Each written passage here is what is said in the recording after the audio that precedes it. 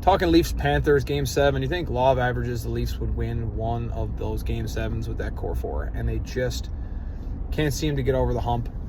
Their top guys, if you want to win a Game 7, your top guys have to be your top guys, and the Leafs' top guys just didn't show up last night or in Game 5.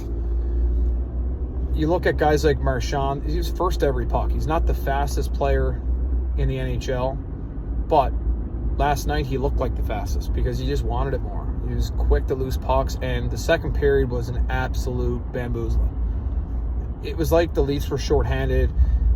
It was like watching our Team Atlantic play Russia when we were back in the under-17 Worlds. It was just, you just couldn't get to the puck, and not only could you not get to the puck, the Leafs, they were like 3 stick lengths behind, and Florida were just possessing the puck. They were changing quick. They were getting fresh bodies out, and the Leafs were having 1.5-minute shifts because they just couldn't get control of the puck and make a play with it and get zone time or dump it in with any bit of control. The Panthers were just coming in waves.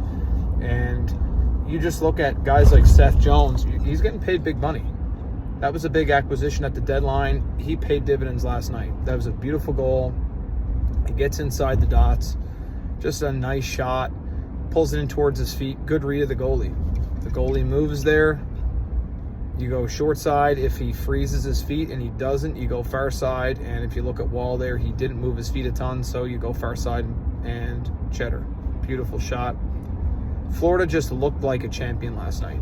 They came out opening bell, and the Leafs didn't have a shot until, or even a chance, until halfway through the period. It was just like they came out and said, this is going to be our hockey game. We're going to impose our will on the Leafs and let's see what they can do about it. And they just didn't punch anybody back. And it's unbelievable that this franchise can come out and play 2 games like they just played. Game 5 at home and Game 7.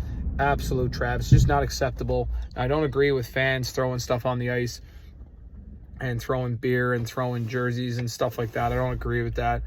But Leafs fans have every right to be upset because these guys are making big money. I mean, you look at Mitch Marner. He's making, what, $10 million a year? And he hasn't scored in a Game 7? Austin Matthews making big money, 70-goal scorer, and hasn't scored in a Game 7 for the Leafs. It's just not good enough.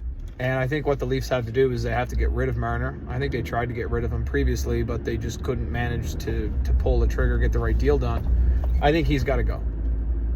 And I think that Matthews needs a star that can insulate him, that's a playoff player, so the pressure's not on him. I think the Leafs need a number 1 defenseman too. I don't know where they're going to get that, but I don't think Morgan Rielly's the answer.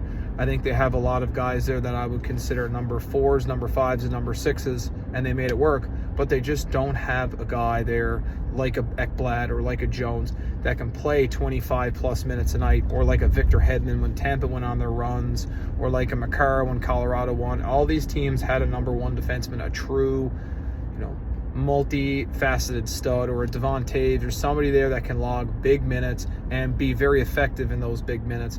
Those 2 things are very hard to find.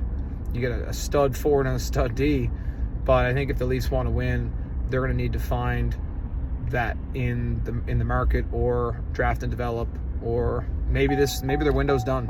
Who knows?